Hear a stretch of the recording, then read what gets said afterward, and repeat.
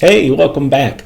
I'm Bruce Crawford. I'm a board-certified urogynecologist, created the Pilates method of pelvic floor rehabilitation that has helped thousands of women avoid surgery for common bladder problems like leaking when you cough, sneeze, or laugh, or overactive bladder. And I wanted to say welcome to all of our subscribers and our new visitors, but especially to our new subscribers. We've been getting quite a few lately, and I really appreciate that. Anybody watching this video, if you have questions, leave them in the comment section below. We answer all of the questions that we get. So welcome to everyone. What I wanted to give you today was a 10-minute sample of a lecture I gave last week to the patrons we have. Hopefully you're familiar with patreon.com.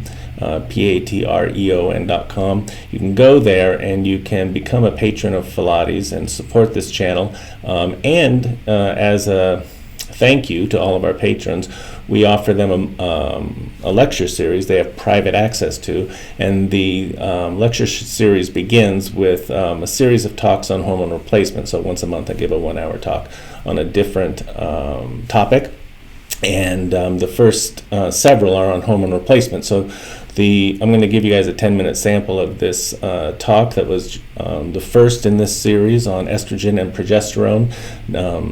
In about 2 weeks, we'll be giving the second talk, which deals with a hormone called DHEA, which there are commonly questions about, whether it should be supplemented or not after menopause.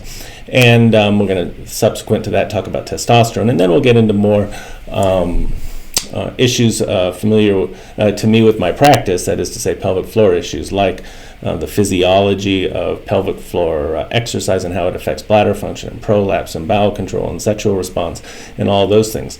I am, however, interested in your opinion, what you'd like to hear about, and so if you can leave those comments in the comment section below, that'll help me tailor our lecture schedule accordingly. But you have to become a member of our patron group on Patreon. So I'll leave a link for that below, and at the end of this video, I'll show you guys exactly what I'm talking about, so you can go over there, check it out, and hopefully join. So let's just take a look at 10 minutes from last week's lecture. I hope you enjoy it.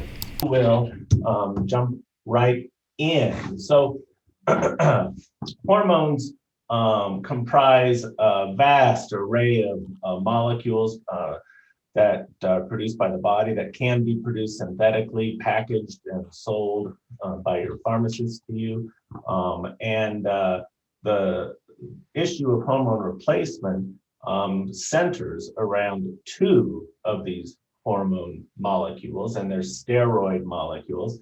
Steroids are basically molecules that have this unique 4-ring structure, and they have a potent effect on different tissues in the body depending on the receptors in the body. Steroids don't bind to external receptors on the cell surface the way some hormones do. They, in fact, work by entering the nucleus of the cell and exerting their effect directly on the DNA. And so estrogen is a generic term.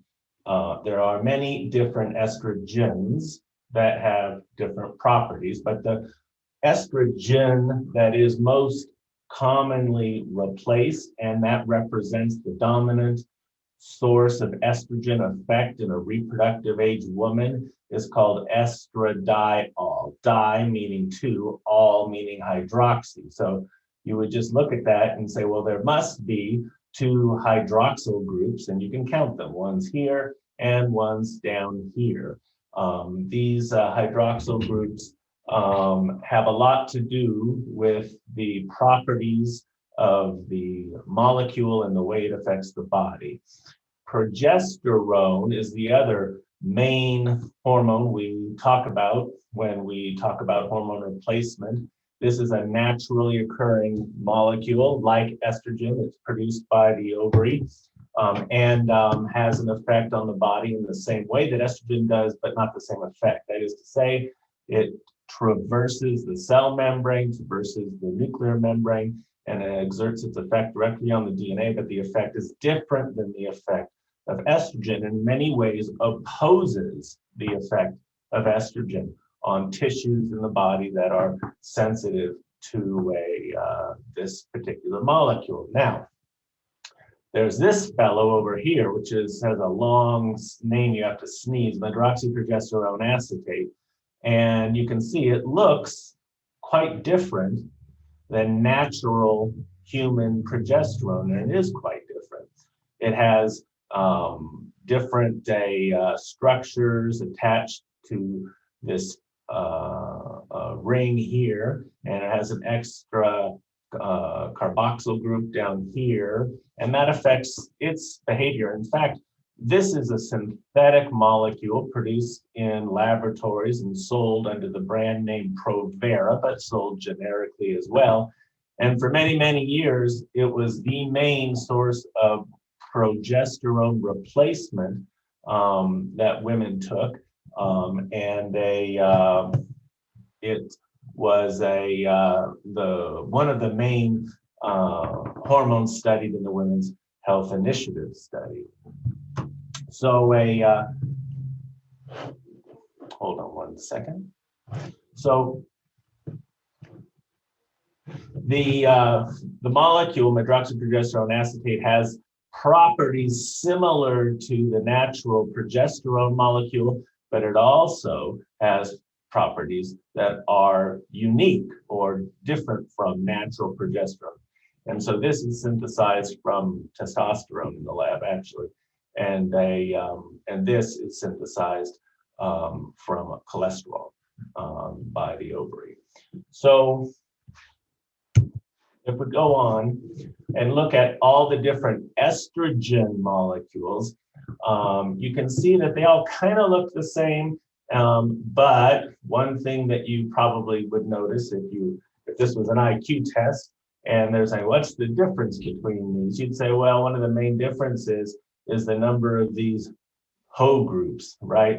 Or OH groups that we call hydroxyl groups.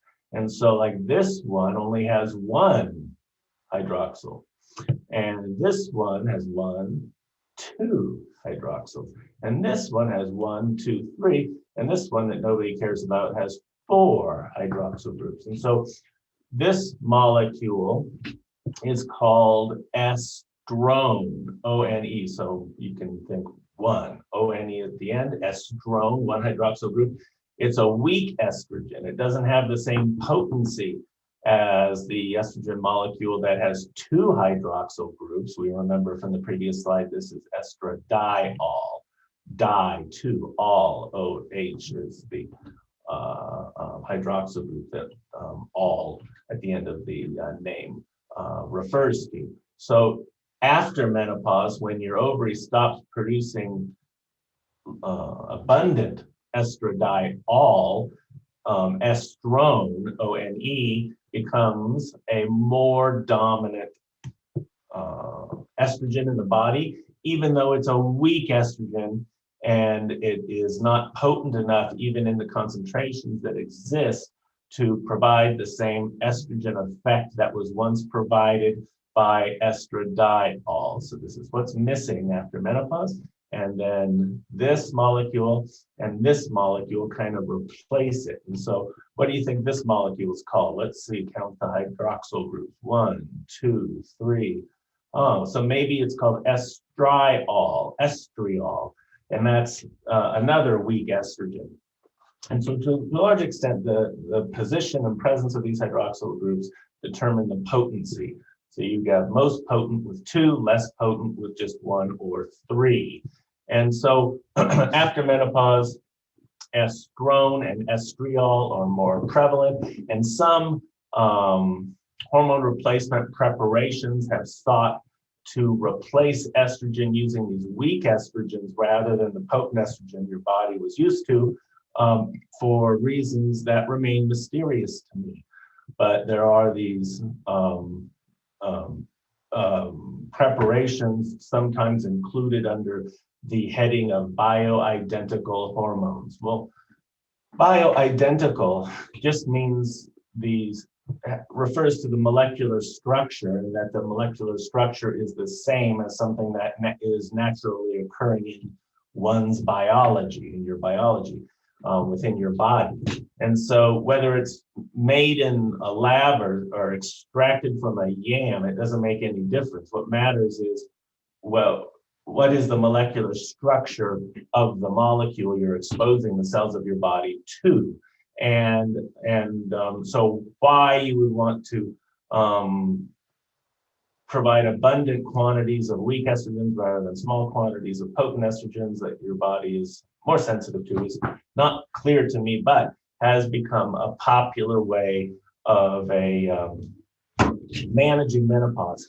And honestly, there are so many idiosyncratic differences just in terms of how one human being reacts to a medication versus another, that it may well be that that is better tolerated, but the research and science we have studying the effects and impacts of these less commonly used preparations isn't going to be as good.